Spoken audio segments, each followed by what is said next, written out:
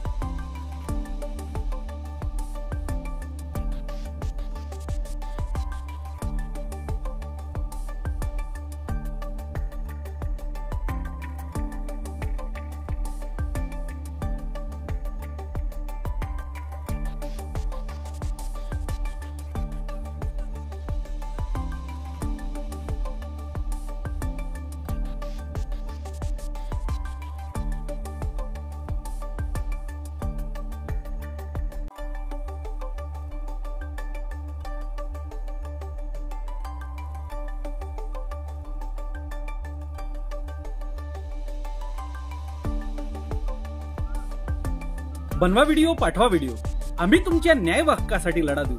ताज्या बातम्या व घडामोडींसाठी पाहत राहा फक्त महाराष्ट्र लाईव्ह न्यूज। आजच आमच्या चॅनलला सबस्क्राईब करा, शेअर करा, कमेंट करा आणि हो, बेल आयकॉन दाबायला विसरू नका। जय महाराष्ट्र।